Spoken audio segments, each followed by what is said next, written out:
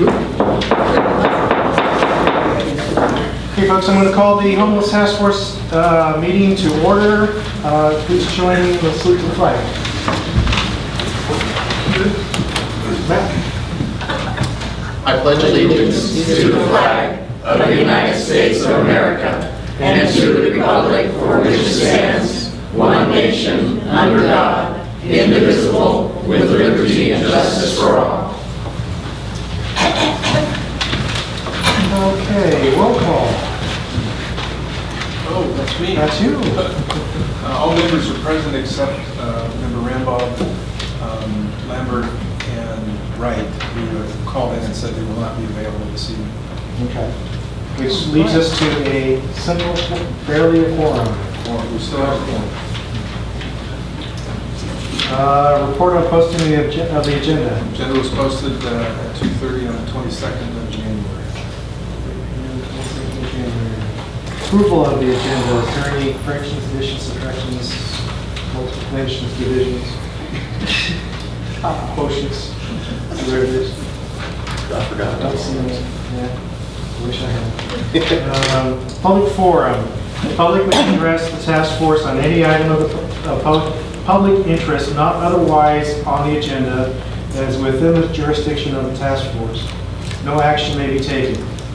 Matters to be addressed may be referred to city staff or placed on the subsequent meeting agenda. Speakers are limited to a 5-minute presentation. Is there anyone who would like to take us up on the public forum list? Seeing no one, you know, maybe I should read this at that point. Think that's appropriate? Okay. The person that Kathy works with gave us a handout to put into the record. So I'm just going to go ahead and read it. It says, adopt a room. Our biggest vacant space is the old county hospital. The only occupants are Behavioral Health and Veterans Assistance Office, both county agencies. I've heard excuses that range from a, quote, a decrepit building, quote, an earthquake risk, and, quote, too costly to renovate. How about surveying the different businesses and service groups to see if they would consider adopting, quote, one room each? See to it that it is cleaned up, painted and furnished with a bed, table, and chairs. Additionally, a letter could be sent by the Board of Supervisors and the Sonora City Council to PG&E, TUD, propane companies, and Waste Management to see what support they would be willing to give. Perhaps some favors to be called in from some of our state and federal representatives to shake loose some of the grant money that is given to almost anyone who requests it.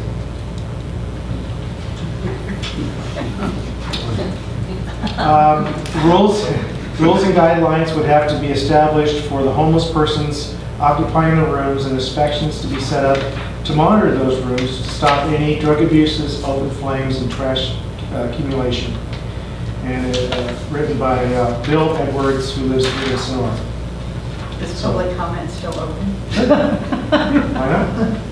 Because you can't respond to that. So the old hospital is owned by the county. There is some high priority from the county to do something with that building.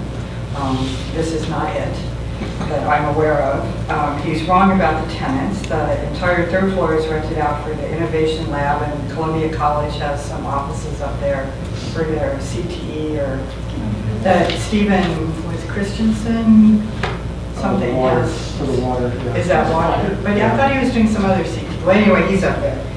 And then there's another tenant, and then the grand jury is also there. So the county is looking at what to do with that building, which is not within your jurisdiction as the homeless task force or the city, if that's helpful at all. Any other public forum or public comment? Okay, so we'll go to item E, which is unfinished business, and that is an update regarding homeless court, return to work, and revenue recovery issues. And I believe Colette has. That would be me. That would be you. You know, I've done a ton of reading about homeless courts. I actually, although it's as an information item, it's appropriate here. This isn't something that could possibly be handled by this group at all. But, She need a microphone. closer. oh, I'm sorry. Can't hear. You could have just told me now. Can you hear me? Better. Sorry. Yeah, with our sound system, you gotta get right up into it. And So I'm just going to first read just sort of a philosophy of homeless court.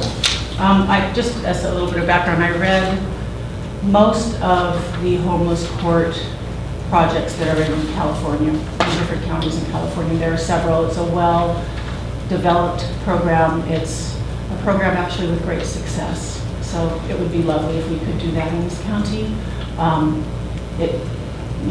There's a lot that needs to be put in place before that could even begin. It's not something that is set up quickly. Homeless court is a problem-solving therapeutic court that is non-adversarial in nature. The defense and prosecution present proposed resolutions to the court in a conference setting. The defendant is not present. While the legal issue in each case is considered, along with a written referral from the social service agency, the conference is clearly not an evidentiary hearing. The main focus becomes what will produce the best result for those who, if the referrals so indicate, deserve consideration with their legal issues so that they may continue their successful recovery. And the objectives the objective is to remove appropriate legal barriers to recovery for those who have earned this consideration by their successful efforts in recovery. Legal barriers resulting from felonies and all crimes of violence would not be appropriate for consideration in this program, and to resolve outstanding misdemeanor warrants with the understanding that legal problems can prolong and exacerbate homelessness. I'm still reading objectives here. The third one is to counteract the effect of criminal cases pushing homeless defendants further to the fringes of society. The homeless court program builds on partnerships to help resolve problems that homelessness represents with practical and effective solutions. The homeless court program involves a judge, usually one assigned to homeless court for each county, the prosecutor or DA, public defender, legal aid, social service agencies, local service agencies, and those would be determined by the court. In this community, I would assume they would be agencies like ACTA, perhaps Center for Nonviolence Community. Those are the two shelters in this county. Chief of Police, Sheriff. When homeless participants work with agency representatives to identify and overcome causes of their homelessness, they are in a stronger position to successfully comply with court orders. And these are just things that are known from the history of homeless court, which started, I think, in the 80s. The court's ruling comes not from the promises made for the future, but for what he or she has already done to obtain referral to the homeless court program. It starts with an application. It is not a self-referral program. It's an application completed and submitted by a case worker, usually from the social services department. It is a voluntary program. The homeless court participants are entitled to all protections afforded by due process of the law.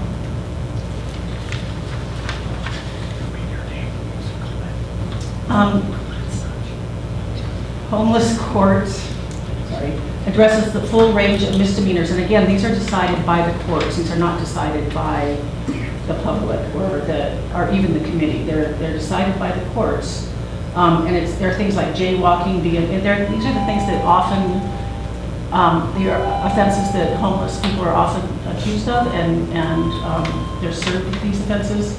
Like jaywalking, being under the influence of a controlled substance. DUI, and this one's a questionable one. But you can have if you only have outstanding fines from a DUI, you can have those reduced or dismissed.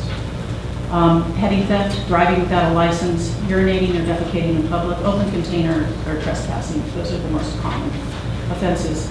Homeless court typically does not include, and again, this will be determined by the courts, domestic violence, violent offenses or potentially violent offenses, and the DUI is considered a potentially violent offense. Drug offenses, Prop 36, which is the Substance Abuse Crime and Prevention Act of 2000, and that's just when someone has been, it's a non-violent drug possession offense and the person has already received probation in lieu of incarceration. Parking tickets are not actually included in many homeless court programs.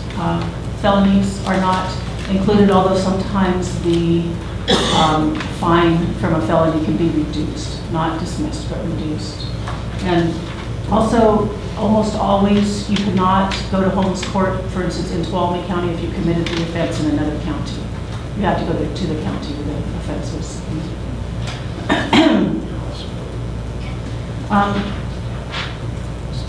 You submit proof of completion of significant and predetermined program activities. It's alternative sentencing. Local homeless shelters are gateways, guides for participants to enter and succeed in homeless court. So we have to have homeless, there are many people in this community who are not able to be in homeless shelters, so you usually need to be in a homeless shelter to participate in homeless courts. Persons who want to appear in homeless court must sign up through an approved local agency and participate in approved program activities. The sentence, which is to complete the approved program activities, must be completed before you meet with the judge. You do that ahead of time. And the homeless court gives credit for activities in progress in shelter activities. And there are things like life skills, chemical dependency, and AAA, computer literacy classes, job training, employment search, volunteer activities, medical care is included, both physical and mental health, counseling is included. And there can be an argument made that public work service can have benefits for integrating one with society, but public work service is usually not part of this. The above activities replace traditional court sentence options like fines, public work service, and custody.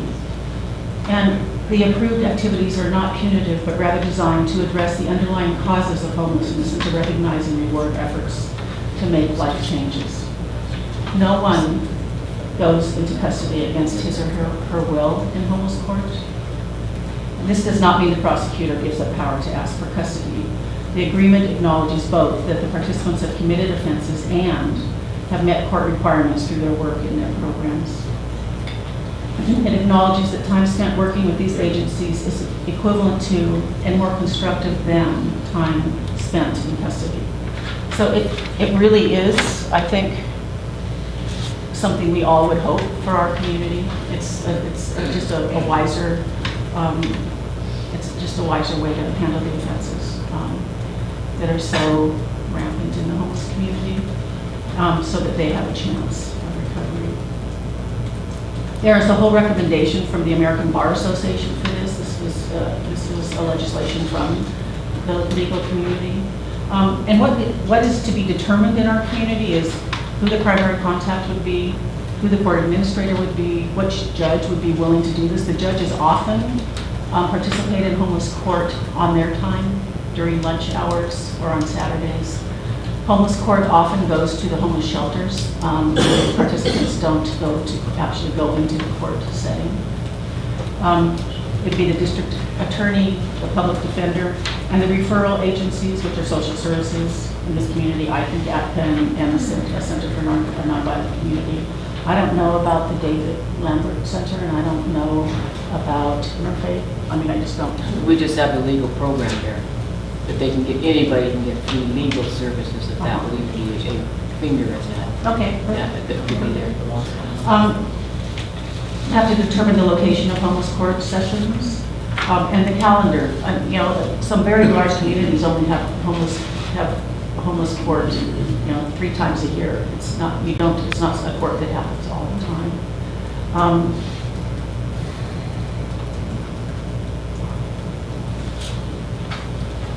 So with the consent from the DEA's office, the public defender, and the court, cases are dismissed. Defendants must demonstrate progress in at least 2 life areas such as income, housing, employment, mental health, physical health, substance abuse, and education.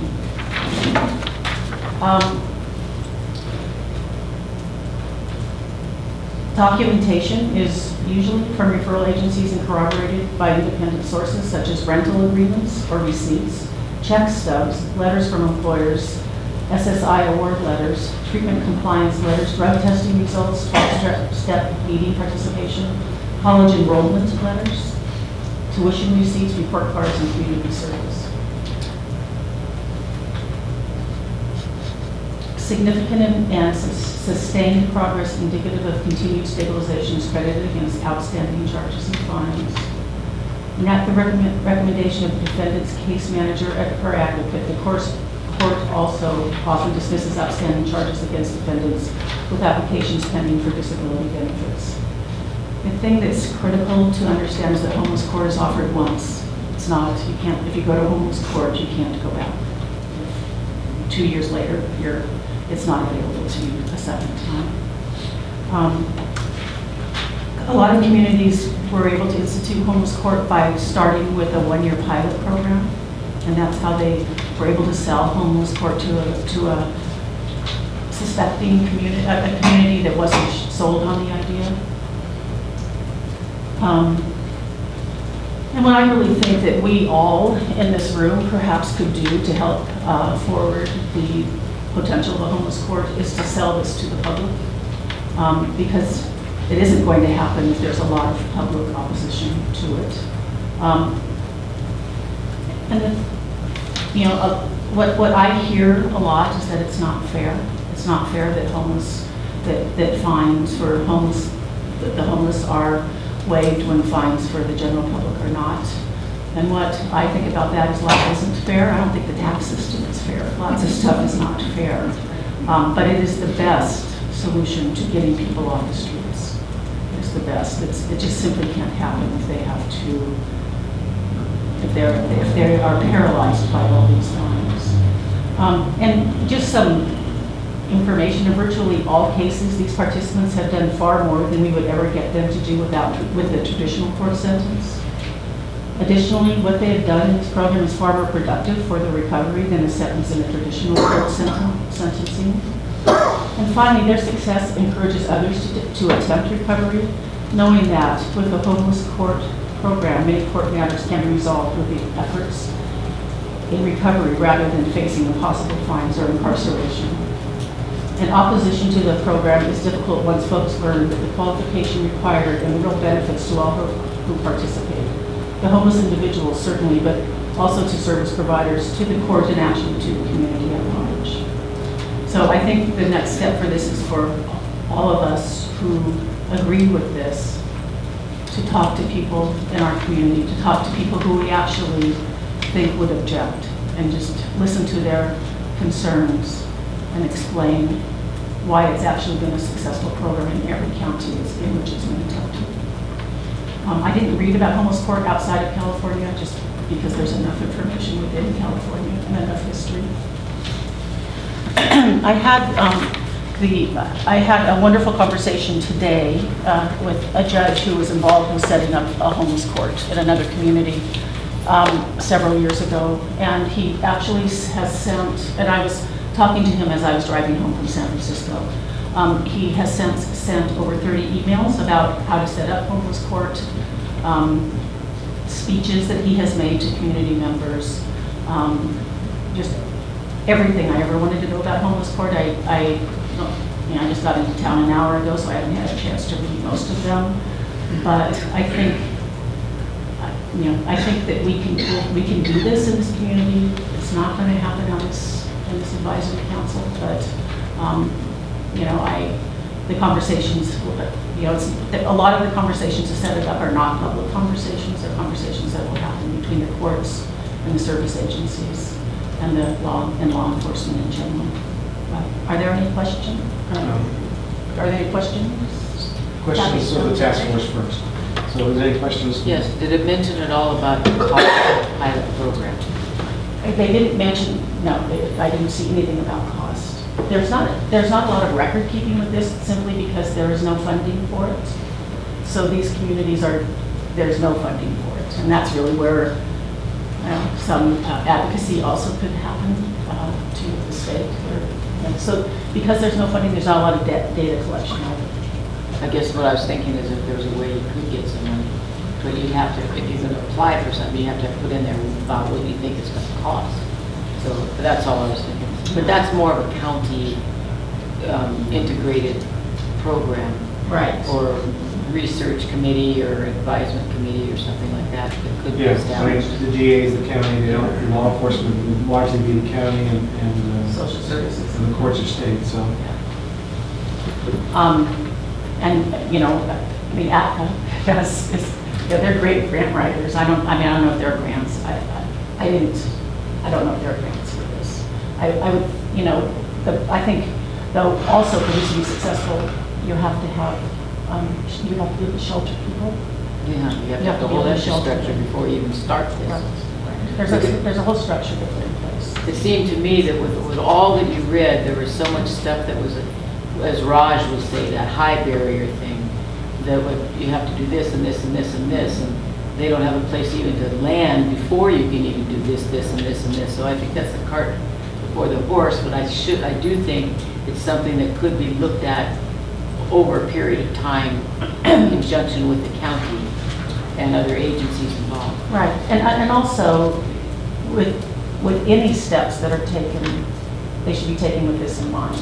How could it be set up so that it also would serve homeless court? Because all of the requirements to participate in homeless court are the things that will make people more successful in trying to get There's a whole lot of research behind it, I think, before you can even begin to launch something. Yeah, I actually have a question about, can I, because of Brown Act, may I send emails to other task force members? I think I've asked you this before, but I never can keep that straight.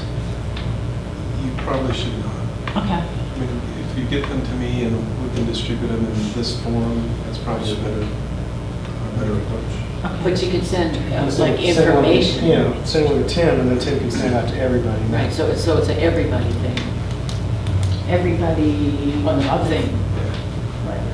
But I can't But send so it to Tim also would have it, Well- so if someone asked. I mean, I would send it to you as well. Yeah. I just was curious, because I said that I would send information to people, but I didn't, because I didn't want to violate.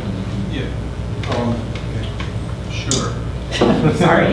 What you want to be careful of is you don't through sending emails generate conversation and response and communication, Oh, right. back and forth communication, which then is constitutes a meeting and a decision. If there's enough of you that say, oh yeah, that's a great idea, let's go do that. So that's the whole concern about sending information out, is how people may or may not respond and what that might constitute. So it's best here, and we can distribute information to the committee. I can, as the staff, we can distribute information to the committee members. There's a whole program on people taking the Brown Act little seminar that. Oh, we've done it. So As in required. that respect, Colette, you might want to look at that for future for yourself. Yeah, I mean, I actually knew that when I worked for the hospital, but I'm not, it's been 10 years, I don't remember things anymore. Anyhow, I do have a question. With the homeless court, have you been able to get like child support services to work? To sit down at the table? that never came up, but that would be helpful, because I think when people are in arrears with child support, they often lose their driver's license. And part of homeless court is they actually create relationships with the DMV to get a chance to get the driver's licenses back, so that would make really good sense. They not only lose their driver's license, but they will get a 10% assessment on what is owed in the arrears.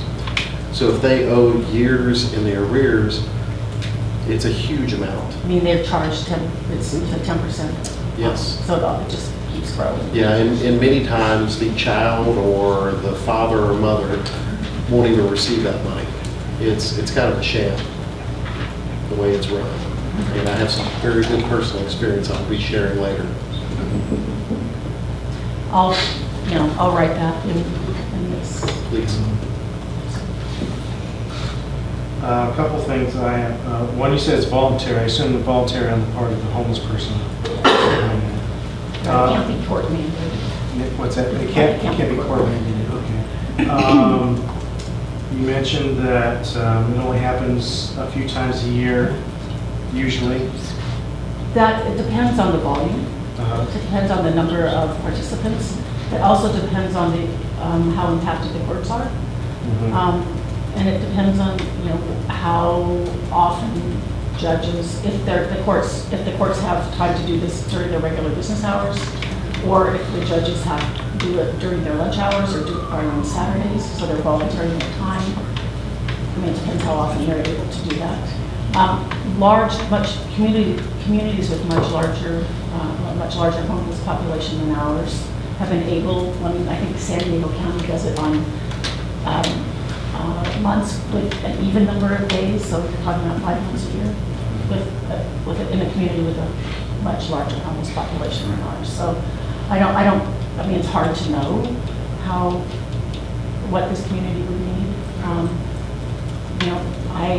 I don't know all of the judges, I know a few of them, and I think that they have large hearts. I think that they would, I'm not going to say what I think.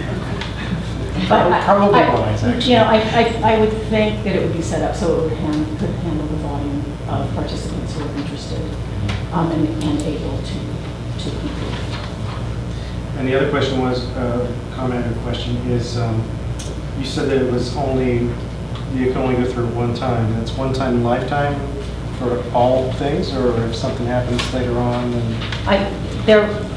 Most criteria said once. You can Okay. do homeless court once. And I also read some counties, if there are extenuating circumstances, like if some huge life event happened and things fell apart. But just, it's not like, I think recovery is often sort of, a couple steps forward and a couple steps back. It's not just a forward progress, and you don't have the option in most communities to do a homeless court more than once, and in the communities that allow it more than once, you have to have a very compelling story.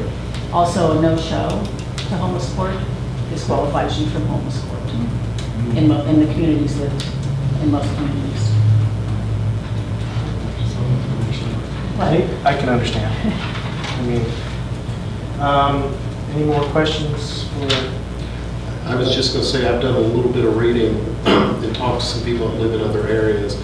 Again, it sounds like a good idea if it helps bring accountability. Due to AB 109 and other things, someone goes to court, goes to jail, gets kicked right back out of jail, back out on the street, and it's cyclical. So if this is something that maybe helps stop that process, I'm all for it. Well, it's addressing the underlying causes of homelessness. It's not punitive.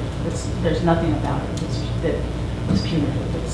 It's to remove the barriers that keep people from coming back into becoming their productive self again. And I'm impressed. I'm impressed. And I spoke to a judge today who's been involved in homeless court for 20 years, and he was an extraordinary man. He was so passionate about it. I was talking to him on the shoulder of 580 for an hour coming back from San Francisco, and it's like, I want to read these emails right now, but I didn't think that I was driving. I think it's a great program. It's just how impacted are our courts? I don't know that. I have no idea, and it doesn't mean that the court docket is backed up even more. Is that the right word? I'm not sure. I'm still not legal, but that court cases aren't seen in a timely manner. It just depends. So I have a question. So it seemed like the core of the whole thing is that they have to be in a shelter somewhere where we don't have that even up here to even get started on that kind of thing, unless that's not included in our plan.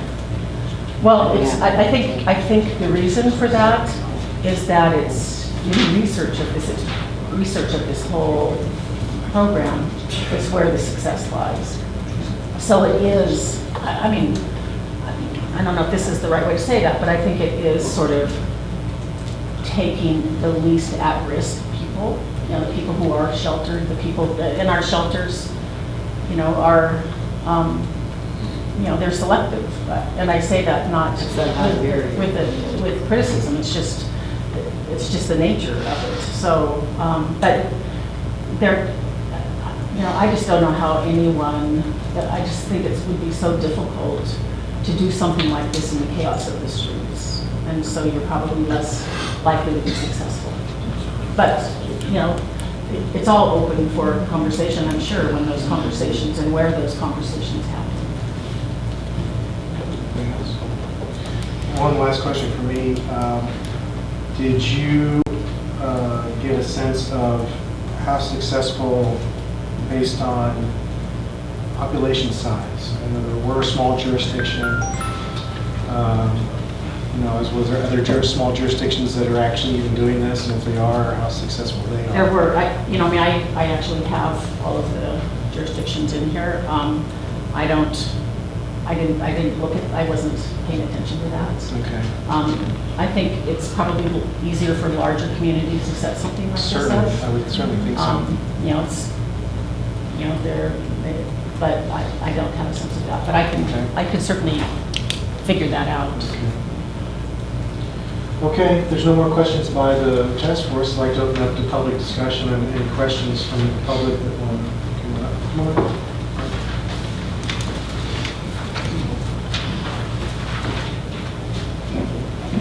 I'm glad you asked that last question, by the way. That was one of my questions.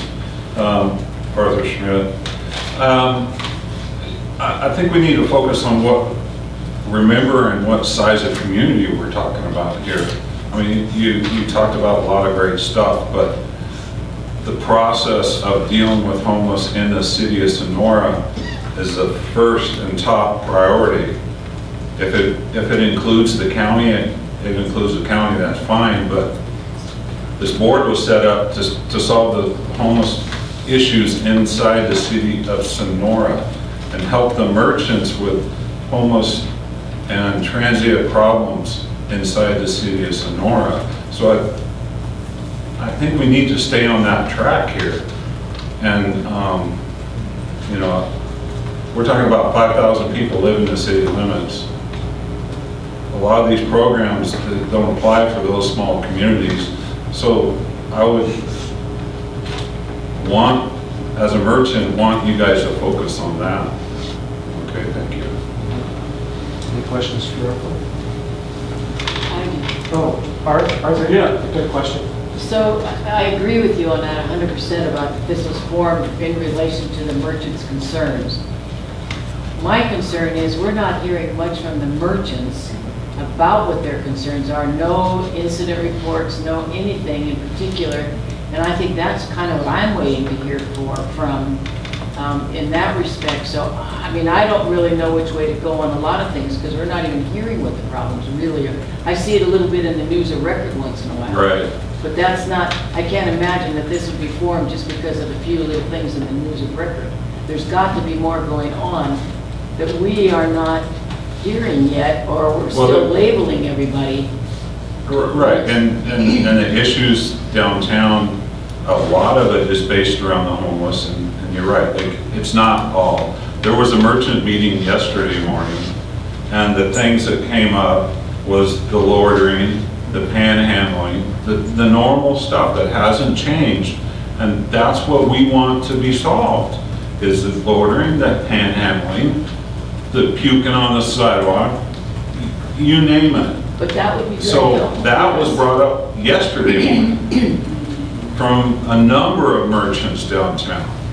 And so are we gonna solve the main ones that bother us first? I mean, that's what we should solve first. But we need to know that, so a list of that. Well, needs to be that's been submitted, and that was the reason this was formed, was those issues.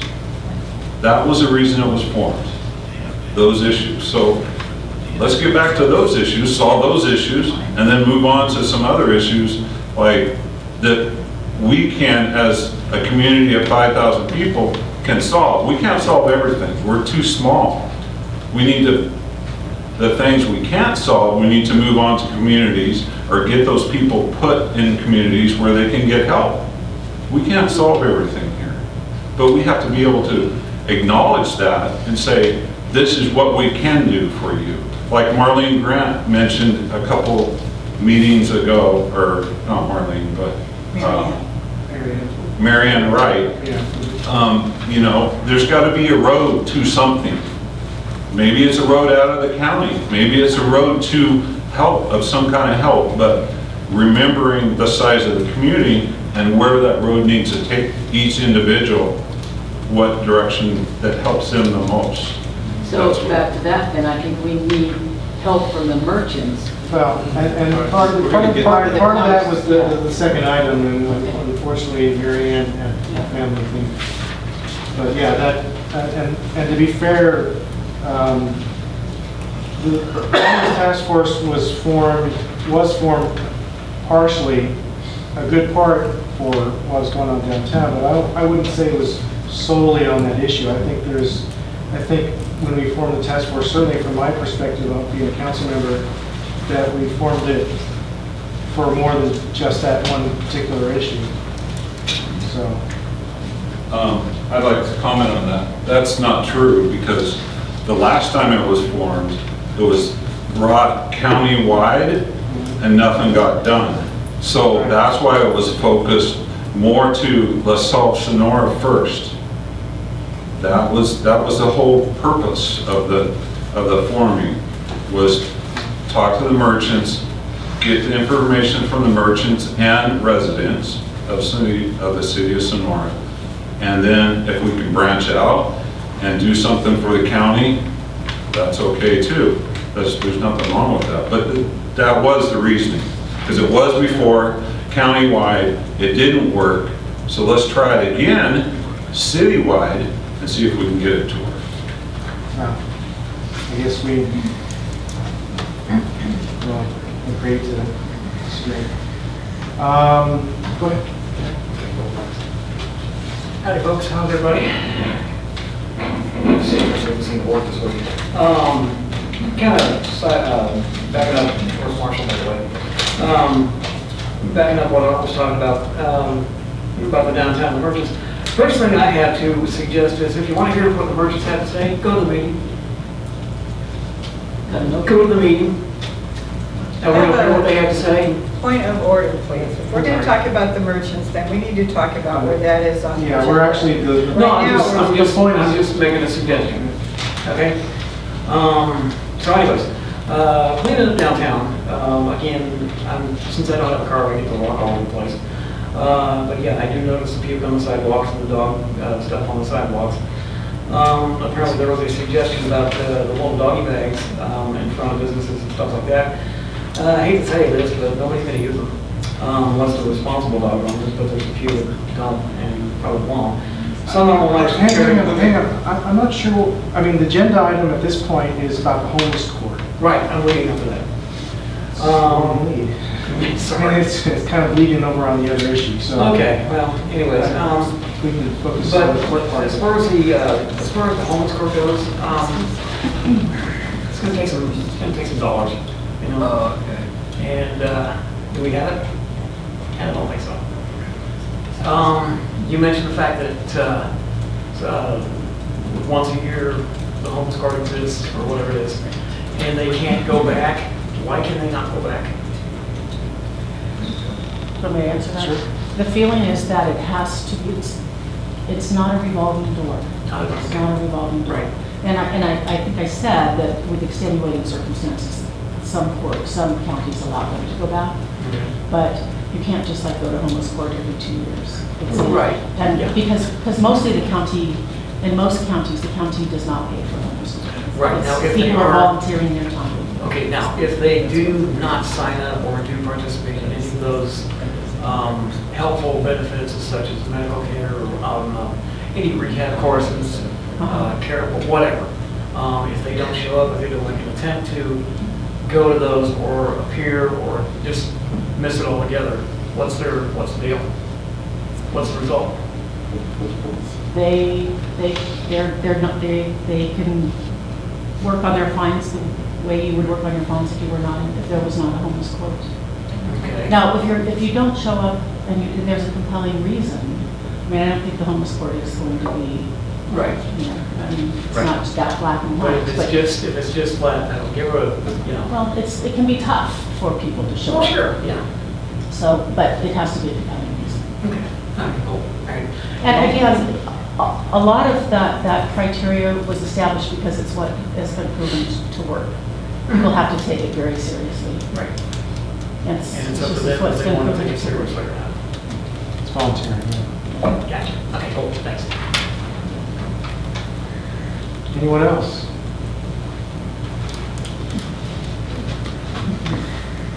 Well, I think one of the first things I would have liked to have known is our local law enforcement community even interested in doing this, and do they have the time or the resources? So I would have liked to have known if the district attorney would have supported this program and looking into it, and also from the judges, if they would like to do this and look into this, because I did speak to a couple of judges, and they're not really happy with their options for the mentally ill or the homeless and what's available to them, and they said they would certainly be interested in looking at something else that would give them some options that perhaps would be more successful. But I appreciate your research and talking about it as a research topic, but if we don't have the resources and we can't do it here, then we're kind of dead in the water with that.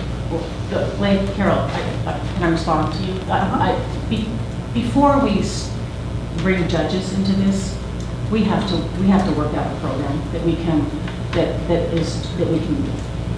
do successfully and that we can present to them. You know, that's how you have to. This homeless court is complicated, and you have to work out the bugs of your community before you present it to the judges. It's how every community has done this, and my guess is it will involve getting someone who has a lot of experience in, like a judge who has experience with homeless court, to come up once we have the services available, case managers available, all of that, before we involve. Right, and I understand that, but that would be a collaboration with the county. I mean, it would have to be a county-wide program. I understand that. So I kind of agree with Arthur on that point, that, we're looking way out here instead of kind of looking here.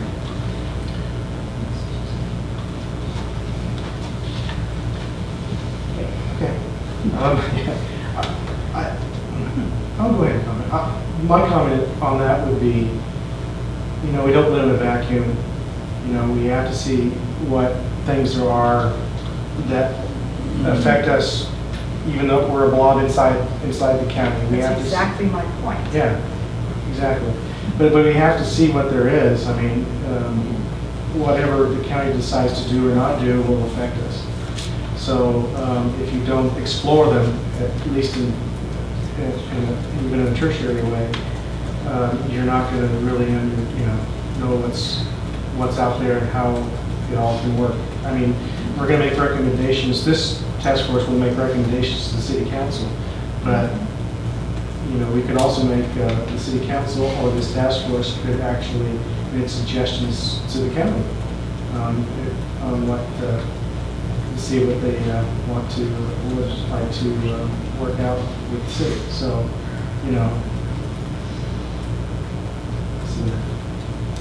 I guess. Anyone else?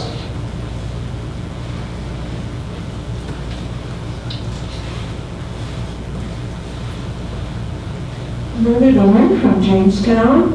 I don't see how we're going to get anywhere with anything if we do not work with the county and various resources that we have available to us.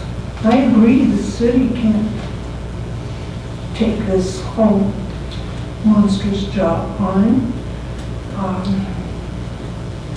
My other thought was, I know that Catholic Charities have some free legal services, and I don't know if they would be available for something like this. I actually haven't contacted them, but Catholic Charities is a service agency in many homeless courts. They're one of the Red Cross is one. I mean, there are the Catholic Charities in most communities is involved. The Catholic Charities up here's legal program is a good one, but they serve only 60 and over. That's the only difference is, Okay. So people have options. The older people can go to Catholic Charities, which is fine, Mhm. but the one at Interfaith serves any age at all, so it might be a mix that way. Okay. So that's just to clarify that a little bit. To put out, and other places. Thank you.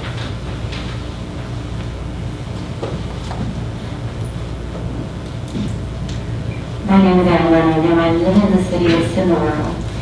And my understanding, Colette, was you're thinking long-term here, not immediate solution.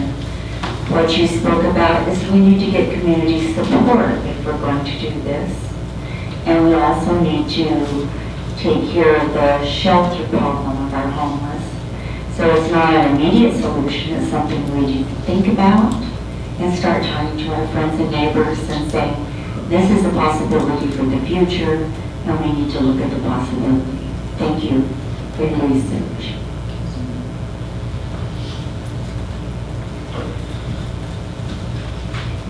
Hello, my name is Kurt Bryant. I was kind of just curious on some of the classes given at the program.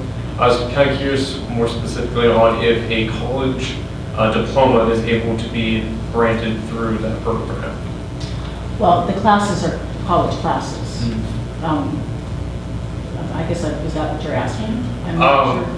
I've spoken with a lot of the homeless around here, and they've mentioned that getting a high school diploma is something that Oh, is high on GED. Yeah, absolutely GED. is high on their Yes, that's. need that's- to do list. Yes. So that is- it's a yes, vehicle? yes, Okay, yes. because that sounds like it's very important for maybe. Huge. Right. It's huge. It's a barrier.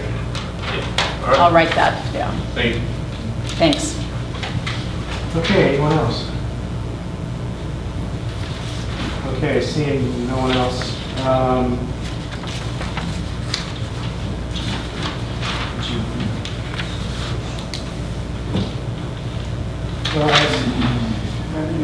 Yeah, did you want to speak on we just did in homeless court, we didn't do any return to work or I don't do. I did speak to Michelle. Michelle, if you're out there, I'm sorry, I mispronounced her name. Ronin, I think is how you pronounce, or Ronin, with the county about revenue recovery. And she wanted to come tonight. She actually was going to visit the David Lambert Center and speak to them about how they could bring participants to revenue recovery. She is really interested in working with homeless population and, reducing those fines. The problems that she has had is that people don't show up for appointments. So if someone could help get people to their appointments, or they show up without the appropriate documentation, and they have to have financial records if they have financial records and stuff like that. But she really wants to be involved with the solution to fines with the homeless population and wants to work with them. So, and she'd be happy to talk to anyone about that. Do we want to try and have her on the agenda for the next meeting? I asked her if she wanted to come in and talk. She was a little bit shy about that, but we can ask her again, or we could ask her. I can ask her as well. Isn't she the one that's going to run for Shucks agency? Isn't she the next in line or something? She might be willing to talk about that. Yeah. I also spoke with I Shelley. think I recognize the name. Yeah, she's worked there for a long time. She's lovely, and I think could be a huge advocate. So has she checked with Jeanette yet, or is that in the offing? She said she wanted to do that. I spoke to her a few weeks ago. I don't know if she actually needs to speak with Jeanette. Spoke to her 3 weeks ago, I think. She didn't know about the David Lambert Center. Excuse me, when you talk to each other, we can't. Oh, I'm sorry. She asked if she had actually gone to the Lambert Center, and I don't know if she actually did or not. She just was very interested. and that's what recovery I need to do anything about. Okay. So any questions on that part of it? Any public comments or questions on the revenue recovery we just mentioned? Sounds like it's going to be a future item. So, okay. She didn't. She already said she didn't have anything on that. Okay, item number 2 then is update regarding downtown merchant homeless issues. And Mary Ann was taking the lead on that, and she may have a grandchild by now. It's on the way. Good excuse. But she did want me to, I'm going to find it. She briefly mentioned some issues that, well, I'll just go ahead and read the email. Hi Jim, it's Mary Ann Wright. I deeply apologize for my daughter's in labor at the birth center at this moment. I'd like to be present at birth. I would like to give an update to read to the other task force members and members of the public. Thank you. I passed out a note reminding business owners and merchants that I am representing them on the task force. I informed them of the proposed low barrier shelter and the dates of future task force meetings. Most everyone was happy that the homeless would be cared for, but following are a few items mentioned in person and by phone. 1, will shelters be split in other locations around the county? Concern about downtown Sonora as the main area for needs to be met, thus concentrating all homeless near Main Street. 2, complaints that unopened food like new clothing and other barely used items get left in various areas near town. Are donations cleaned up by the city? 3, many complain that the same individuals yelling, talking to customers, and interfering with tourists on way to Coffle Park to use the bathroom. One merchant mentioned a local vagrant that sat on Washington Street on the benches above the park threatened her customer. 4, still complaints about loitering on business steps, walls, doorways, complaints about urinating. 5, people were very happy that the task force was willing to come up with a solution to help the homeless that does not negatively affect downtown merchants. Thank you, Mary Ann Wright. So that's a nutshell of what her, I guess, her presentation was going to be tonight. I was going to ask for questions, but you'd be asking questions in email. So I'll just go ahead and open it up for comments and questions. I don't think the task force, did you have any comments? Not yet. Okay. Just a little bit. I'm very happy to hear some of these things, at least from the merchants themselves like that. That helps me an awful lot in relation to what you were saying too before, Arthur. That's a better help. Gets us a framework in which to work somewhat. So thank you, Mary Ann, in the email.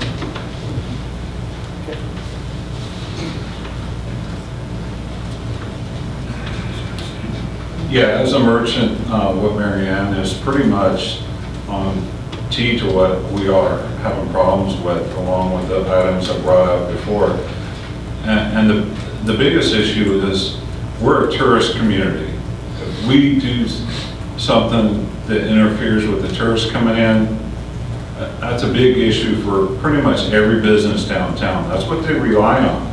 So it's really concerning to us that you want to help them, but if it brings them to town, that doesn't help us. So, you know, that's the one area, you know, that it's really, for us as merchants are struggling with, is having a low barrier camp anywhere around town. If we just kind of cringe and say, yeah, we want to help them, but that's going to hinder us, you know, because low barriers shelters, there's no requirements, you know.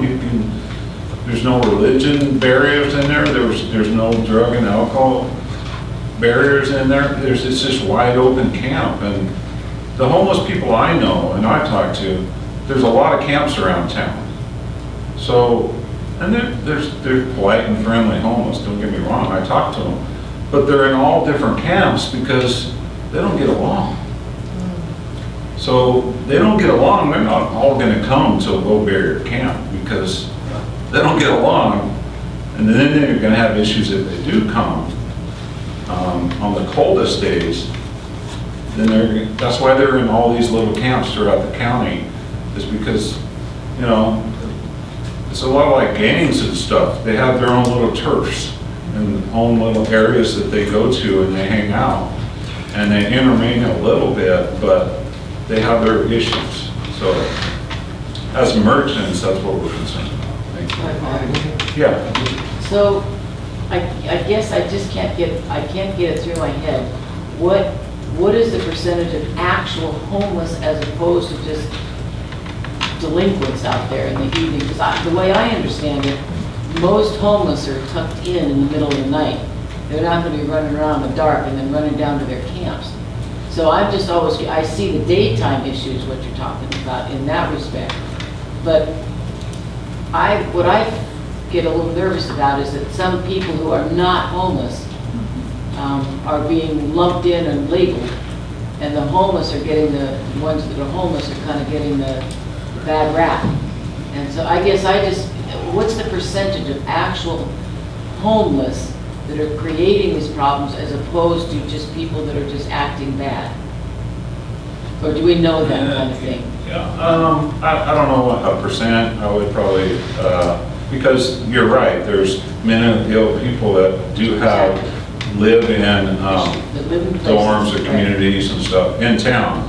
That is very correct. And in crime graphics and stuff, when you get to know them because you own a business town, you say, well, yeah, that guy's not homeless, but you know, he has these issues similar to a lot of mentally ill homeless or transients. It's most of the transients, the ones that don't have a home, don't care to have a home. All they want is take. Those are the ones that cause most of the problems for the business community that I know. So is that like what, 10 people or 25 or? 25, 30, who knows? I mean, how many homeless were in the camps? And a lot of the camps are the transient people. They're the ones that are fighting with each other, causing the problems, shoplifting, running the tourists out of town. They're the ones that in the camps throughout the town that are the takers, and you want to lump them all together in a low barrier. Yeah, it makes me cringe, that's all. Thank you. Yeah. So, do you have any, you're kind of de facto representing the merchants tonight. Do you have any recommendations for, I know we've talked in the past about kind of, you mentioned moving people along or something along those lines. Do you want to kind of characterize that, or do you have any other suggestions that you were thinking? Well, you know, it's like I know there's legal issues about how you... Yeah, like Drew said yesterday morning in the merchants meeting, it's not illegal just to walk the streets, and we you know, as merchants, we understand that. So there's a fine line between walking the streets and loitering and causing problems with everyday people. So as a merchant, I try to get them to move on so they don't interrupt my business, because people don't like panhandlers. People don't like people with signs, give me free food.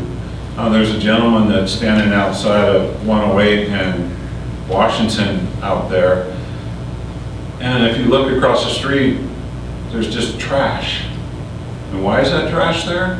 Because his girlfriend, every time they get money, she runs into town, buys their stuff, takes it out there, and they camp under the trees during the day, and they just leave their trash behind. You know, just little things like that. So, you know, as a business operator, we try to move them on. That's what I mean. Just, you're not shopping, sorry, you're not gonna, you know, bone people for money, sell drugs, whatever your issue is, loiter. So they don't want to be bothered. Most of the ones I have problems with, if you tell them, hey, what can I help you? Are you buying something? They either leave, because they don't want harassed either, or they don't want somebody to keep asking them over and over, what can I help you with? They want to be left alone, but they're willing to take whatever somebody who walks by gives to them. But they don't want you to tell them where they're not allowed. So they'll go somewhere where nobody bugs them. And a lot of the merchants are having that problem, is one merchant will force them down the street, and then that next merchant won't say anything because they feel uncomfortable, or they don't want to bother the police. So then they kind of gather there, and then they cause problems until somebody calls the cops on them. And so they kind of, but if everybody kind of did that, helped them, got them on the road where they need to go, that's the key. Wherever that is, it's different for every person, I'm sure. But just allowing people to walk around town and cause problems with the merchants, you can't get away with it. You can't solve it 100% of the time, but I do think that this task force can do some things to help the merchants downtown. I really do. So how do the merchants see a way to resolve some of this, or how would they react together or work together in helping resolve it? Or, I mean, what are some of the things that they're coming up with to get those kind of folks? Right. I would say probably the giving in the downtown areas is a negative for the merchants. The giving of whatever, soup kitchen at the park, whatever the issue is, the Red Church, having issues with, I donate stuff to Red Church all the time. They do a great job. They do a lot of good stuff. But that just draws people downtown, and that's what the merchants have issues with, is they're willing to help as long as it, helps everyone and isn't a burden on any one business. So probably trying to solve the issues without drawing people downtown, enforcing the no camping thing. Eventually, if you were bugged hundreds of times, you would try to go somewhere where you're not bugged anymore. I mean, that's life, that's the way it works. So, not to be mean, but if there's no way to help them here, maybe Modesto or San Francisco or Stockton, where they have the resources that can help people, maybe that's where they need to go. So let's do what we can do as a community. So we talked about some of the things that are a magnet to draw people down here. Is there anything you can think of that would be a magnet to draw them back out? Anything in particular? Out of downtown, say? Take them away from town? Yeah, I mean, just naturally. I mean, they're gonna live in a camp out in the county or wherever. You see, yeah, they're gonna. I mean, you get the freebies here. You see anything that would draw them not to come back into town and to stay more spread out? Say. No, what I'm looking at is they just need whatever issue they have needs to be solved. I mean, the guy from ACCA mentioned once. Some people, they're mentally ill to where you just can't help them. The city of Sonora just can't help them. There's no housing for them. They don't have no other opportunity but to live in the trees. Well, they need to be aware that that's not a good option. That they need to be, hey, this is where you should go. Wherever that might be that you guys could find. Obviously, it won't be in Sonora because we don't have the service for that. Unless Sonora or the county does create a big, some private person wants to start letting people tent on their property or rent out their room or donate their room, kind of like they donate the rooms at the hospital. Anybody got a room that wants somebody to to live in them? I mean, reality, we have to do a reality check here. What can we really do for them? And then the businesses say there's too much. The police department says there's too much. They get too much. They get a free tent. They get free food. They bum money. They make more money than half the people at work. Because people give them. We have a giving community, and that's a great thing. So let's use it in a positive way for the whole community. We all have to figure that out. Not one person can do that. I can't figure that out. But we all can, I think. Any other questions? I'm part of this community.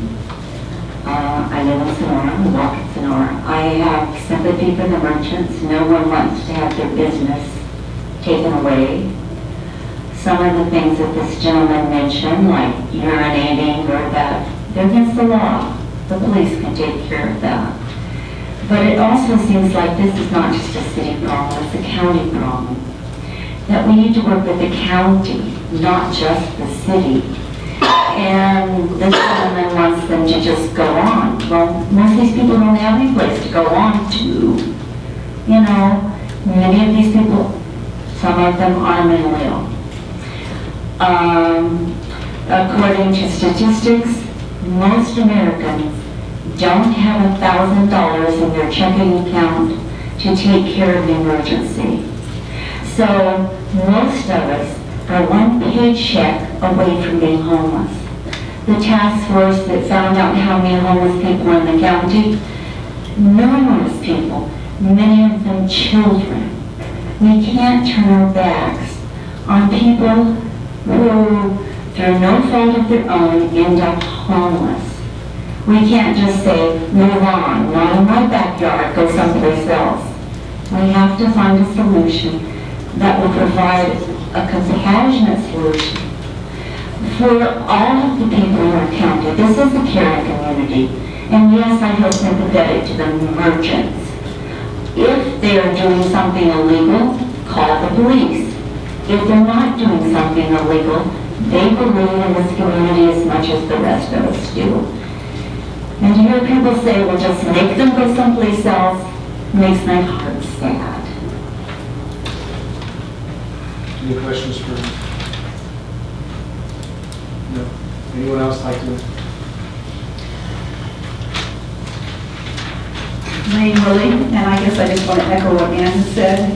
I definitely feel for the merchants. I am not a merchant here. I understand the problems they're having, but we can't just have the attitude of not in my backyard. And the research that you did, Colette, I think is going to offer some hope. Yes, we have to have a place, and if we had a place in Sonora, if it was there, and we had a program set up, I think it could work. We can't just have a bus come and take all of these people to Modesto. What's Modesto going to do? They have the same problems. And I think we really need to look at how to help the merchants, like calling the police, setting up things, but we just can't have them move on. And as for giving them a tent, yes, we gave a tent. We gave 2 sleeping bags to a couple that literally had nothing and slept outside the night before when it was cold. I can't just let people be like that. So I appreciate the work you're doing, and I think it has to be the whole county. Thank you. Hang on, I have a question, but I want to ask any questions for me.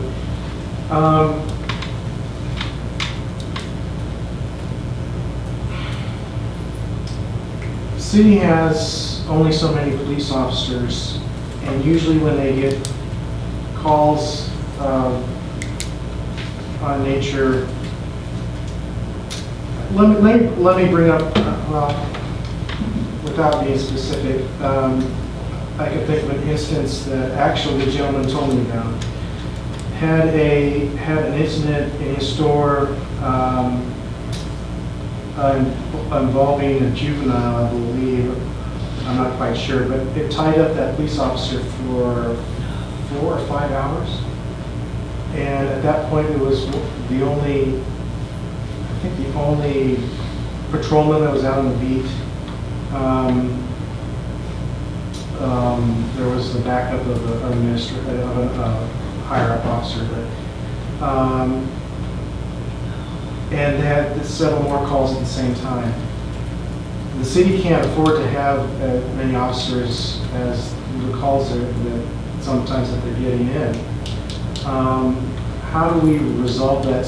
How do we find a way to resolve that situation? And I'm not trying to pick on you. Oh, I understand. I'd like, others to answer it. I guess what I'm trying to get at is both sides of the story, and I don't think everyone knows all the ins and outs. So I don't know if you had a comment on that. I think the only thing I'd like to comment is I don't know how often the police are called. I mean, I don't know how many hours they're tied up. That's true, I don't know. So it would be interesting to find out how many times the police are actually called and how many hours are actually spent. That might give some more ideas for us to see maybe there's other ways we could handle it, to look at that, because I don't have a clue. Do we have ways of bringing the information out without violating? Well, I mean, all the calls are logged, but I'm not sure we have the methodology to call those particular types of calls out, but I can find out. What the merchants have been. Can I just say one thing? I don't want anyone to think we don't have coverage, because there's a new No, I didn't- backup and all that. I didn't kind of get that stuff. idea at all. But when you have a single officer and he's tied up, it kind of strains the mutual aid response. So. And we have shared with the merchants in various venues. When someone, homeless or otherwise, is disrupting their customers or disrupting their business, then that is a violation that they will respond to. As Arthur noted, the fact that they're sitting on a bench or they're walking downtown, it's not something they will respond to unless there's an issue. So, and there's a difference between public and private property as well. If there's an issue with anybody on private property and they ask them to leave and they don't, then they can have them trespass from the property and police will come and assist with it. All that being said, there are priority calls that will take precedence over those types of calls. So it depends on the time of day, the level of staffing, other calls that might be going on as to how and when they'll be able to respond, but they do respond. So, but there are, and again, Arthur mentioned that there are some individuals that are just reluctant to call the police, whether it's they don't think it's important enough or for whatever reason. So there are incidents that occur that we don't respond to because we don't know about them, but they do respond to the extent that they can if the circumstances warranted or qualified for that type of response. But we'll see if we can, I don't know if we can cull that information out of the records the way we keep them, but I'll ask the chief. And that's just the point I really wanted to make, is that, there's multitude to it. Unfortunately, and we only allow one time at the thing. I had a suggestion. Oh, it's a good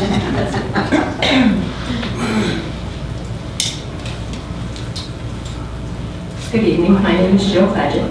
I am a resident of Columbia, but I'm a citizen of Tuolumne County, and I love old downtown Sonora very much. I'm there often. I do have a few things.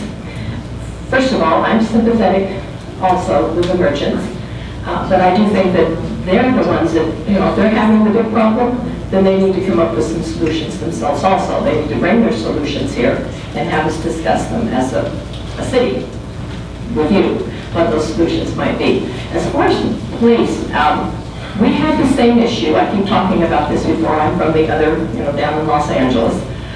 We have a little town in Los Angeles County called Newhall. We had many, many of these same exact issues.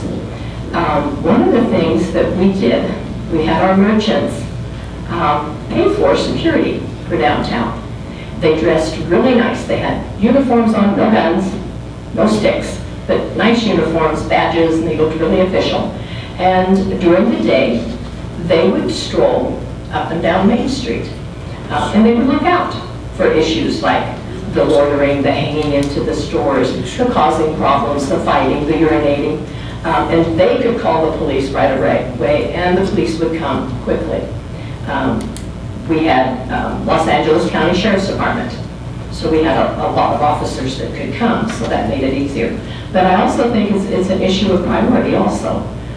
I know we have a large area for our limited amount of police to cover, but even if you just said, okay, for a month, this is going to be one of our priorities. We're going to hang out on Main Street. We're going to have an officer parked on Main Street. They're not stupid people. Most, there are some that are mentally ill, but most of them are pretty smart. And they see a police officer hanging around town all the time, they're going to want to be somewhere else. So that might help. It might help them to disperse. And then as far as building or having food, instead of using the park, we could go somewhere else. We could take it down on Stockton Street somewhere, or maybe farther out of town, if that would help. I mean, there's a lot of solutions here. We need to start talking solutions, picking solutions, deciding what we're going to do, and move forward. Thank you. Jill, I've got one question. Yes. Before you go. You said that the merchants paid for it. Did you know how they paid for that security? Did they pay through their Chamber of Commerce? Did they have merchants? Merchants Association. Merchants Association, and they hired, what do you call them? Security guards. Security guards. They hired security guards, and they gave them particular parameters of what they wanted the security guard to do and be responsible for, and it worked. Yeah. And was Newhall its own incorporated city, or is it part of the county? Because you mentioned sheriff's deputies out there. Yeah, Newhall is a town inside of the city of Santa Clarita. The city of Santa Clarita incorporated 4 little community towns to make one big city, so we had more money, more cops. Yeah. Okay. Any questions for Jill? No. Okay. Anyone else like to speak? Carol? Well, I'm downtown a lot, so I shouldn't speak for the merchants, but I can say some of the things that I hear and observe. So there's a lot of vomit downtown, but I'm not aware that it's the homeless. It's the drunks that we have. And then there's cigarette butts everywhere, and I see that from some of our homeless population, and I see that from a multitude of our community members and neighbors and friends. There's a lot of dog poop downtown, but that appears to be our community members, our neighbors, and our friends who take no responsibility for pet ownership. I don't think we have a lot of homeless people that want to have dogs and pets, but I don't think I've seen any of their dogs poop on the sidewalk and have them walk away to leave it. So they're usually fairly tidy about those kind of things. And then there's a significant shoplifting problem downtown, but I'm not aware that it's necessarily the homeless. We also have a lot of counterfeit money problems, and as far as I know, that's not the homeless. We have a backpack program at the Red Church that many people feel contributes to the drug trade that occurs down in the Lower Safe Mart, and there are several homeless people that apparently have a job through that employment. So they may be contributing to that. I know there's a lot of people that don't want to hang out at the Lower Safe Mart because they feel very unsafe down there, as it's become kind of a hangout for some of the less desirable of the transient population. And then I'm downtown a lot in the middle of the night, and no, I don't see a lot of the homeless. And I've never had, for the most part, anyone bother me from the homeless community in the middle of the night. I know we had there's issues with people being released from the jail between 4 a.m. and 6 a.m. And that puts a lot of somewhat undesirable folks on our downtown streets that don't know where they are. So they're completely bewildered as to where to go and what to do. And then I encounter a lot of our tourists, and I haven't really had them mention to me issues about homeless. They do mention dog poop, the vomit, the trash all over the place, and why we look like we have a riot downtown on occasion.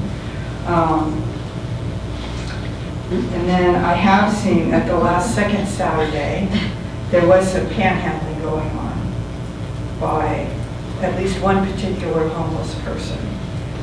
And so I took care of that because there is no reason to be, there's plenty of food that's available. You don't need to be panhandling. And if you're panhandling, it's because you want money for something else. So I don't see the police downtown a lot dealing with our homeless. There are issues with the mentally ill, which is why I have encouraged many business owners to take the mental health first aid class, because that would give you some skills and you may not have to call the police. But I don't see the police down dealing with a lot of people all day long, every day. I know that one shop owner was not happy with the Hard Rock because they attract a free dinner crowd, and they totally block the entrance to her business, and then she feels like she has to close and not be open because it's too difficult for her customers to come in. And there were a lot of issues with their trash and taking over the park, but no one, as far as I know, is being served in the park anymore, except down at Woods Creek Park where they're served, I think, on Sunday afternoon. What I've heard is that people would like someplace where everyone can be, and then all the services could be offered there. So you don't have laundry here, and free food here, and a meal cooked here, and so everybody's kind of starting from scratch and doing their own thing. So you have the Hard Rock, you have the Methodist Church, you have Lighthouse at the Red Church, you have the stuff going on in Woods Creek Park,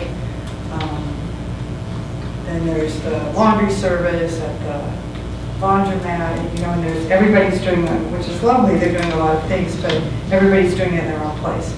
And if everybody was kind of in one place, everybody could take the services there, that would kind of take it off the streets of Sonora. Does that make sense? Does that kind of answer your question a little bit? It does to a point, but then I just am back to, are they transients? Are they just people coming by? Are they really the homeless? Are they mentally ill, which is a real problem up here to help with sorting this out? I see a lot of mentally ill, because I don't feel like our county truly deals with people in crisis. Now, we can have a debate about that, but I think that's what impacts our law enforcement, impacts our business community, you know, and then it kind of just snowballs from there. And I think the other part of having a place, I know Interfaith started that way by, so many different churches having so many different things, and so they put it in one spot. The problem with the Interfaith is it's so far out. Right. And even though there's bus stops out there 4 times a day, it's the idea of having bus tickets to go out there. So, you know, it's kind of a vicious circle in that respect, but that does help in that respect that everybody can go there and get whatever, for the most part, is needed. I mean, now including legal services and shower. Well, I think Lighthouse offers a lot of services. They do, but that's down here. But they're a little bit out of the way, which I think is, I don't think they have an impact necessarily of standing in the doorways of people's businesses and not allowing them to enter. And then at Jeanette Lambert's, she had a lot of people there today. You know, and everybody was pretty well behaved, and they're kind of off the beaten path. But when you have things right in the middle of downtown, you know, and then Coffell Park, I noticed, is being used as a restroom by some people. So they've got their little napkins and whatever all in the corner. So we really need to have bathroom facilities, and I don't, you know, we have the one, but if it's been destroyed or vandalized or whatever, and I know the Catholic Church has had problems with some vandalism. But, so if that becomes a problem, then you have that issue. It goes back to the behavior of the person. Right. And how do we change that around for their thinking, which is, you know, if you've talked many times, you can't put logic in an illogical mind. And so whether we serve and solve everything, I just don't know that it's going to happen that way. I think we can come up with some ideas to help. I would be very upset too if I had a business and people were standing in my doorway panhandling and loitering and doing those kind of things. I think it's very rude. So I mean, that to me is a behavior issue. Right. And so there's a whole much more to it than just saying, oh, it's the homeless standing in the doorway causing these problems. Okay, but I think there's more problems from some of our friends and neighbors, and Yeah, and it's just as much out in the county lines as well. Now, I have garbage all the time at Interfaith, and not so far out there.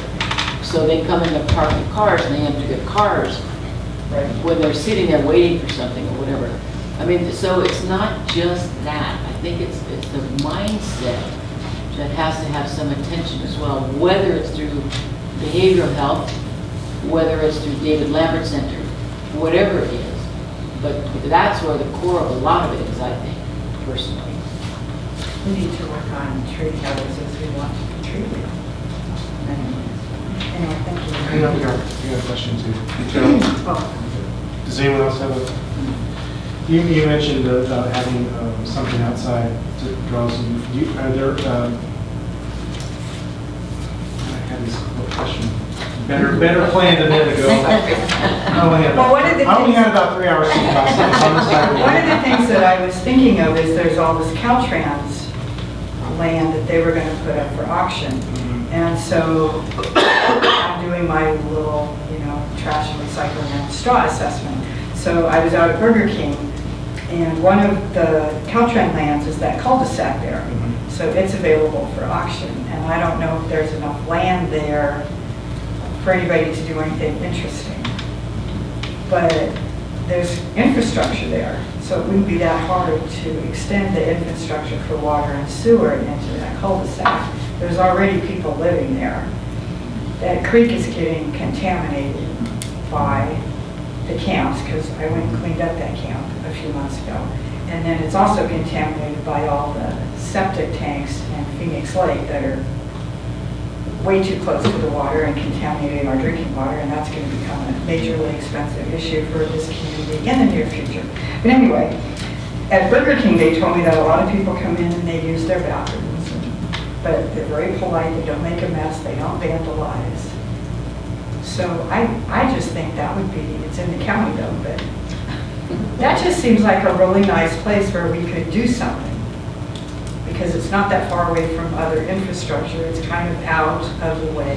It's maybe a little bit of a hike, but not that much of a hike. It's kind of downhill. It's on a cul-de-sac, so you could get emergency services in there. Yeah. It's not being used for anything now, so it looks like a pigsty and a trash dump most of the time. But I don't know what the requirements are for Yeah, I don't know Caltrans where it is on Caltrans list and all that stuff. It has to follow. I don't know, it kind of made sense to me. But yeah, I mean, but one of the first things, as you probably know, with the Domini list, it follows this exact same priorities that the. But nobody wants it, it's just sitting there. Yeah. They could give it away for $1. Yeah, I thought, to me, that made, but if it was me, I'd be using the fairgrounds. They have showers, they have bathrooms, they have the big, because it's cold. I was downtown this morning at 4 something, and it was like 34 and I was freezing. So I can't imagine staying out all night when it doesn't meet the emergency requirements of the EMS service, but it's really cold. And all these people provide services, but I don't see the Catholic Church opening up their parish hall for let people come in and get one. It's eat breakfast and get out. And the Red Church has the bathrooms and, and lighthouses there, and nobody's opening that up and saying, come in and get warm. It's get your groceries, have some soup, get out. So, people are willing to be charitable, but it's like up to a point. And not at nighttime. And certainly not at nighttime, and not when it's cold or really hot. So Carol, you mentioned about. Did that remind you of your? Yeah, it did. Okay. All right. I guess the question I really want to ask you is kind of Arthur's dilemma. How you can try to have a camp that moves some of the people out there, but he still has this issue of, and a lot of merchants do have this issue of people there. Do you see is there any other thing that comes to mind that since you've been out? Well, on one side of the Red Church, on this side, the west side, people sleep there on that portico during the night. But on the back side, we had to ask them to turn the lights on because there's a drug trade and sex acts and whatever being exchanged for drug products. So the neighbors were able to see some of that, so they were asked to turn the lights on and leave them on all night to kind of minimize that a little bit. And then I know some people sleep in Coffee Park. One guy's got this whole thing with a cot and everything. So he's pretty comfy. But other people are sleeping in the doorways. So if I was a merchant, like one thing I like about Christmas is it's very well lit downtown. But at 4 o'clock in the morning, there's a lot that's dark. So I would be leaving my lights on. And I would be leaving my doorways lit so that people aren't peeing in the alcoves and committing sex acts in the alcoves. And, you know, I want smoker spoils and a place to put your butt so they're not littered all over the sidewalk. And I think we should find a way to be encouraging to people who own dogs to take care of them. But, you know, they can't. And I don't think we should have people screaming and yelling and acting crazy in people's businesses and frightening away their customers. So we need to have some way of dealing with our mentally ill when they're in crisis. And then I know on second Saturday, sometimes they use the police explorers to walk up and down the street, and that seems to add a level of comfort. And I've seen Sergeant Rogers out a couple of times, and one of his officers, sometimes they'll walk the streets. Because I think our bars sometimes cause some issues at night. Anything else? No. Unless you have more to add. I think that about covers it. I have a couple of, I understand that the shower bus it's had a little problem. It was supposed to be up and running this month, March now. So that may help a little. And also Jeanette, I believe, has plans to have some counseling there at the Lambert Center. She's making a room available to have a counselor there a couple of times a week. So That's her meeting. that may help. So, but if we just move forward on some of these things, we'll get there eventually. I see tremendous problems for the merchants, and I sympathize, really. I would find it very difficult to deal with some of these problems. My suggestion would be for these people that don't want to come into a low barrier center, then yes, you have to move on, because we cannot deal with the problems you're causing. Any questions from that? Anyone else like to speak? And I want to remind everybody it's about the downtown homeless merchant homeless issues. Going once?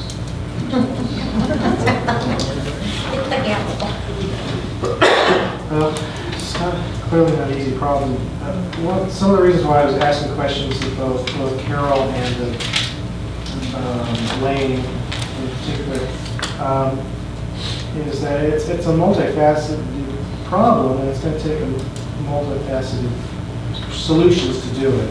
And that's why I was encouraging other ideas more than just maybe the single one that they were bringing up, or to understand that there's more to the problem. And I think we all know that there's more to the problem, but I just, trying to foster some sort of brainstorming, which is the whole point of this task force. So, any other discussion that we want on that particular thing? Okay, so we will move on to item F, new business discussion and possible recommendation regarding a low barrier approach to shelter.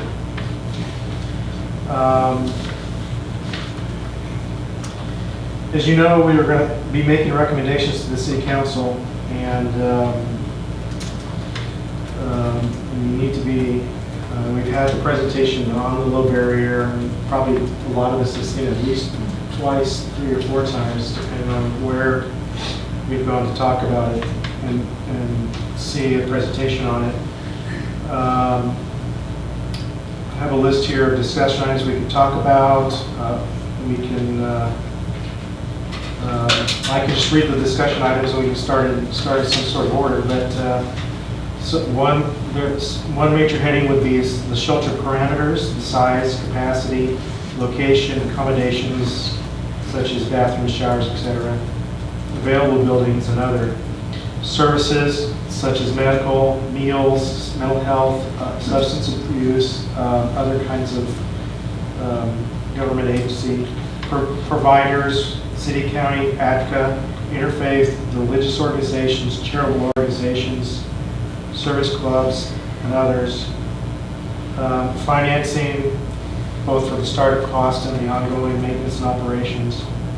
And who's going to implement it, oversight organization. So those are just some of the ideas that actually Tim put up on the list, and where to start with. I guess the first question, well, I don't know whether to get public input first and then have a discussion by the task force, or to have a kind of a mini, like we usually do, questions or basic ideas, and then go out to the public and then bring it back. Keep in mind you've got about 20 minutes based on your schedule for these meetings. I'd rather have that one as a whole meeting, just as a whole topic, rather than all the other ones, because that's a huge amount of stuff to talk about. It's also, it's got a lot of research behind it to tackle even some of these questions.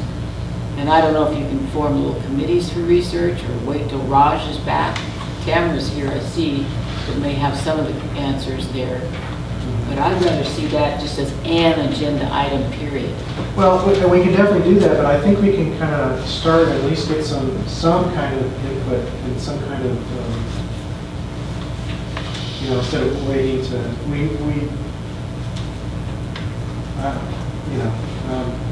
Well, the first whole question is where? At Burger King.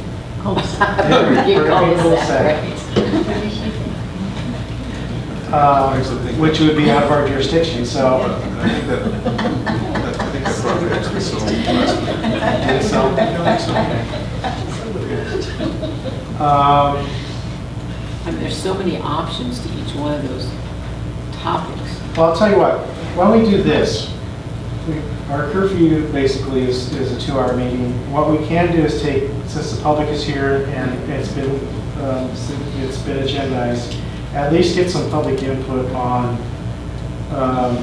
ideas for a possible recommendation to the city council. And then have a full discussion at the next meeting. Okay, so what I hear the biggest issue is loitering. So they need something to do. So I was here bitching and complaining about why am I cleaning up the city? So according to Jeanette, several people offered to have a little, I don't know, homeless transient, whatever you want to call them, Jeanette Lambert Service Center users, and they'd be willing to clean up, but they want some t-shirts. So they apparently feel like they want to be part of a team and belong. So I don't think that's a bad idea. So there was a merchant who said that she might be willing to donate some t-shirts. So perhaps we could put together a little cleanup crew, and they could have their little t-shirts, and they could, if you would just go into the parking lots and pick up all the crap that's all over the place, that would make me very happy. And maybe that would give some people something to do and they wouldn't be loitering. And that wouldn't cost that much money, and it wouldn't take that much of an investment. And if they're willing to do this, and we run around and pat them on the back and say, you're doing a great job for cleaning up, maybe that's a place we could start, and that might solve some of the loitering issues. Good idea. Good idea. Good idea. Good. Anyone else? Let's talk to Tamara, yeah. Sorry.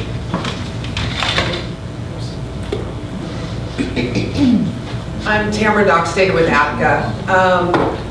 The low barrier shelter and what everybody has said here tonight is all part of that multifaceted problem.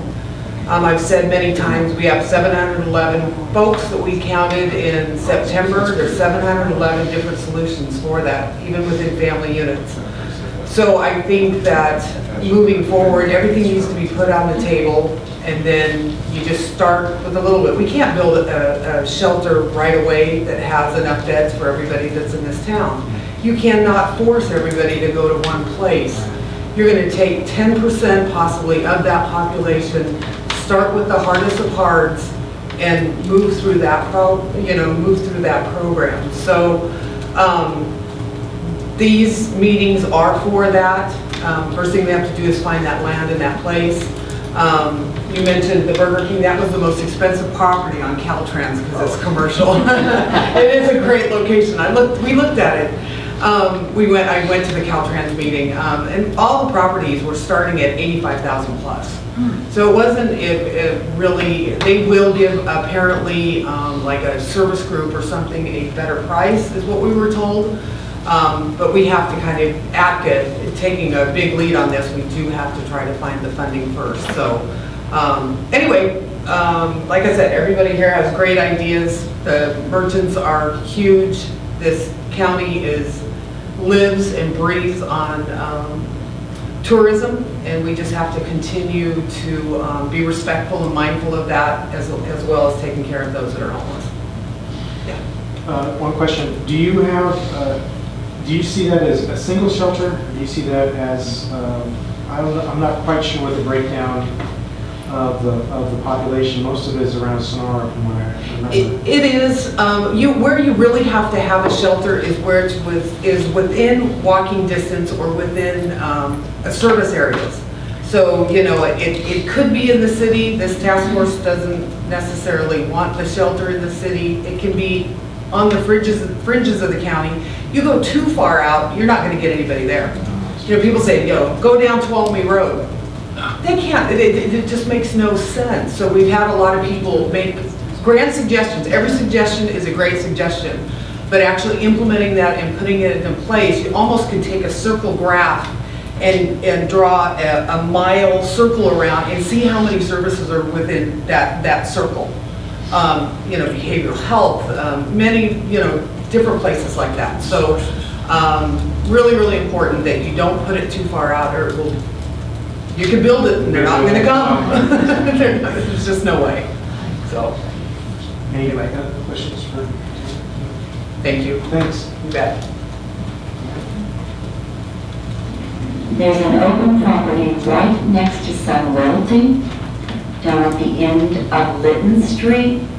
It's close to the probation department. It's close to the grocery outlet. It's where they destroyed the old buildings there. It's worth looking into.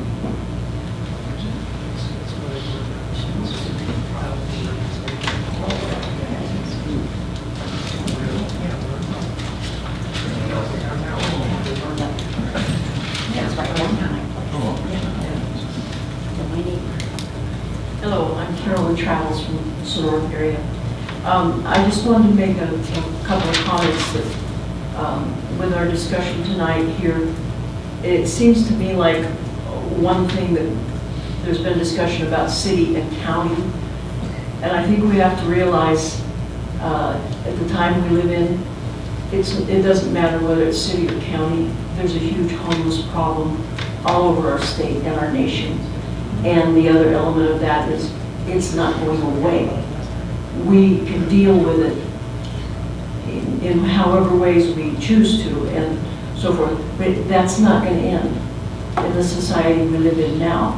And we need to understand that this is just something we have to build into our lives.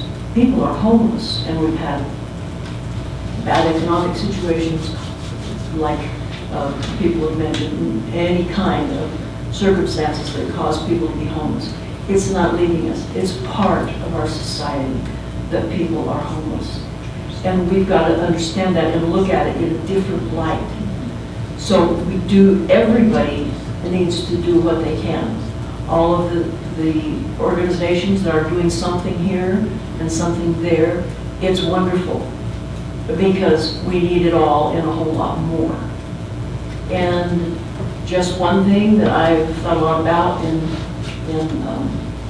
well, I don't say anything more, is I don't understand why, like for instance, a night like tonight, when I looked online before I came, it's supposed to be 27 where I live, and I think that we have a building right here on the hill, the Dome, and there's absolutely no reason that that could not be open for people to walk into and sleep all night and get out of the cold.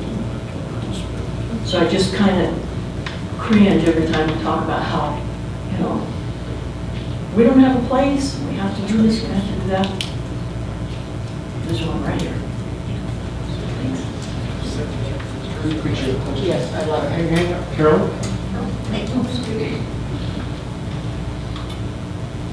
So I was the director of emergency services in Oklahoma. And one thing we did is we paid $1 to the city of Tulsa. And we rented out from them a large, old, abandoned building. And we used that, but there were problems with it, and that was just for nighttime. They could line up at 5, go in at 7, be out by 7 in the morning, and that was to stay out of the elements. And that was specifically what it was for, and as well in the summertime.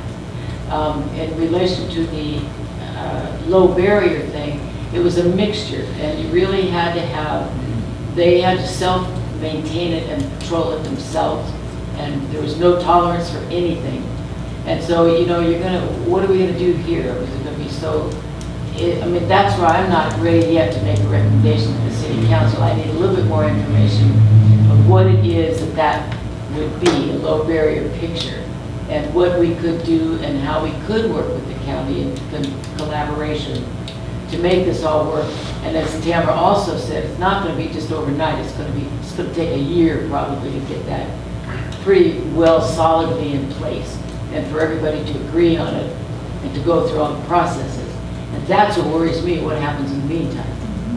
Me too, and that's why I say when there is some place, and I think there's probably other empty buildings, why can't, even like tonight, they just be open, you know, with nothing, and you bring your sleeping bag and come in.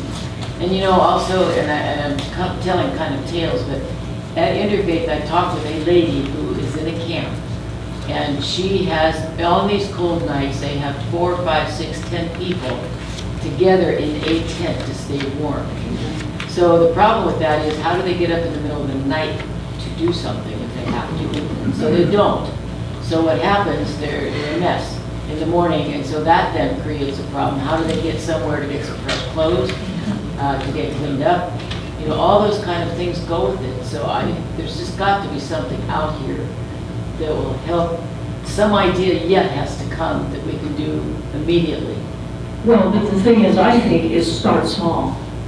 Sure. You know, whatever you can do. Sure. Whatever you can do. And yes, bigger things can grow and it can change after that. But we talk and we talk, but we need to start with some small things and do it. And someone has to be willing to commit. And as far as the low barrier and other types of things, as I've listened to all the discussion, I think there's elements where both styles could work, depending on the individuals who are utilizing them. There are people who want to do more, like I was thinking, the folks who want to have T-shirts to clean up. Well, to me, that would be a prime place for some merchant who wants some help, who wants somebody to sweep his store before they open in the morning or close at night. So if they see someone who has not incentive, what was the word I'm looking for, who wants to work, to say, hey, I see you cleaning up out here, would you like a job? You know, it's not going to be a lot, but it's going to be a little bit.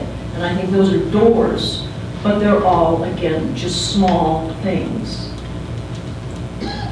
And everyone has to do something.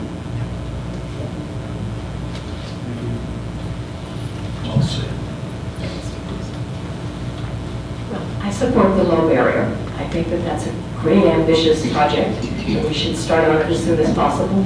But also in the meantime, it's almost February, and we have people that are freezing. Temporary, what do they call it, cold weather shelter is something that I think we could all do. We can all do it pretty quick. First thing we have to do is find a building. We can't build a building. It's going to take years just to get everybody to agree on where the building's going to go and then how the building's going to look and then get all the permits for the building. We're not talking about anything soon. So in the meantime, we could do a winter shelter, temporary winter shelter, by just finding a building. My thought is the drugstore. Bertelli's. It's what? Oh, the hospital's going to use that building? Okay, but there's tons of empty buildings sitting around, vacant buildings. I'm sure we can find a vacant building somewhere you could rent or lease. And again, we could hire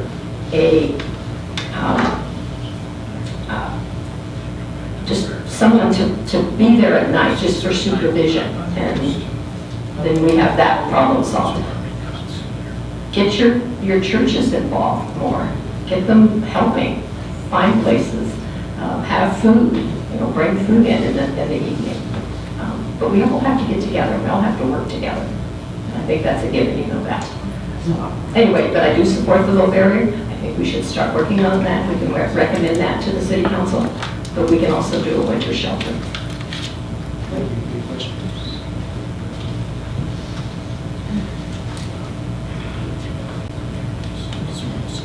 I'm from the Methodist Church, Lorraine Road. In San Gabriel,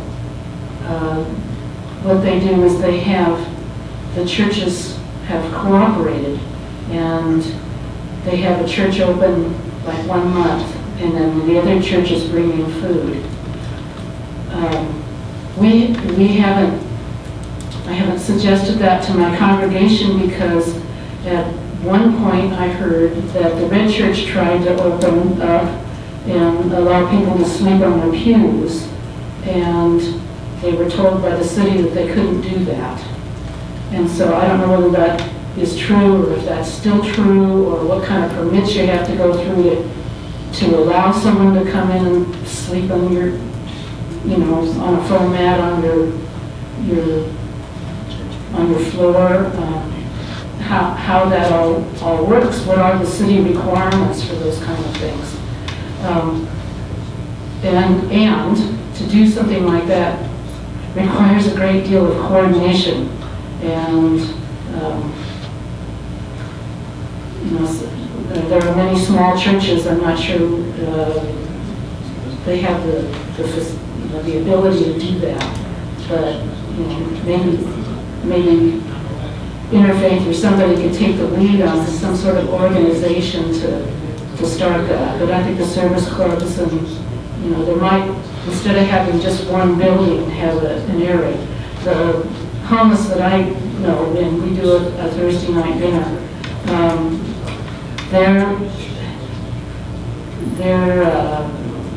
way of telling one another what's going on and where's the place to go is very good. And when we have a special dinner, we get 70 people. When it's just a regular old dinner, we don't get anywhere near that.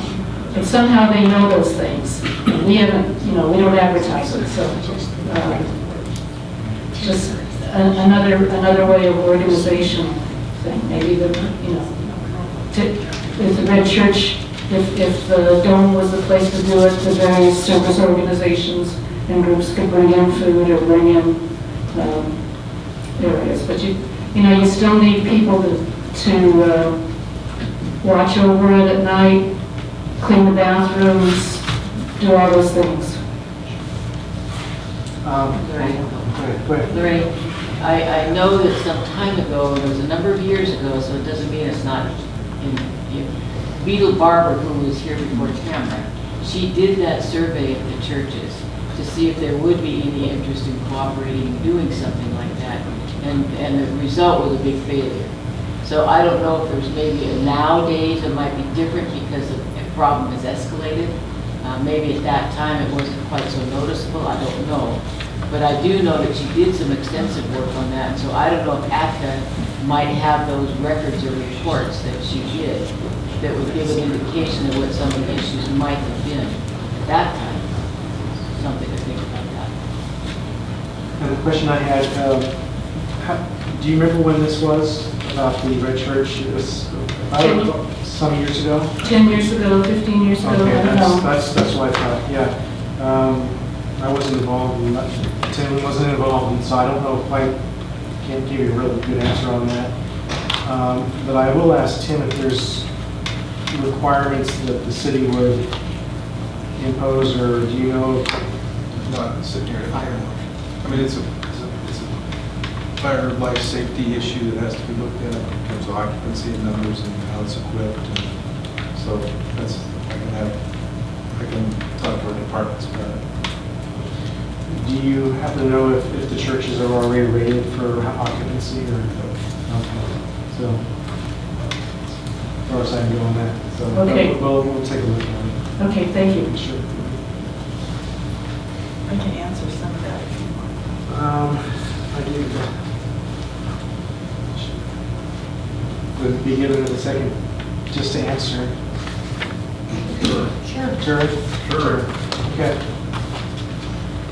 Well, I remember when Father Wolf was still around, and what he had done was just to leave the front door open of the church. And then whoever came in could do whatever. There was no supervision, there was nobody there, he just left the church unlocked.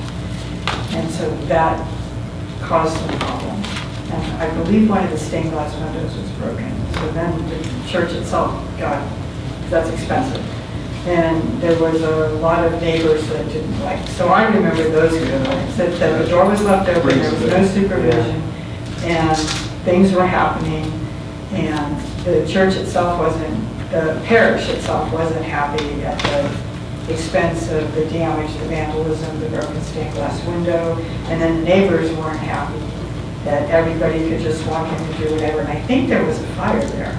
I think there might have been a small fire in a wastebasket or something, is what I remember. And this would, I haven't been here 15 years, so I know it wasn't 15 years ago. So it might have been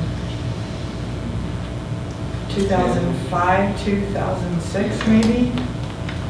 But also up the hill, there were some churches doing the same thing happened.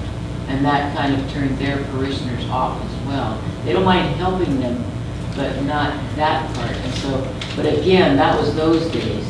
And we don't know what the take would be these days on even just researching it. Okay. All right. Is there any other public comments? Seeing none, we will adjourn to the next meeting. I assume this will be on the next agenda. The other thing that I'd like to at least continue on to the next agenda also is give Mary a chance to give a presentation again on the downtown merchant stuff. Because, you know, she could probably do a better job of relating it than through a quick email. So I'd like to see if we can reach on that as well. And with that, this meeting is adjourned.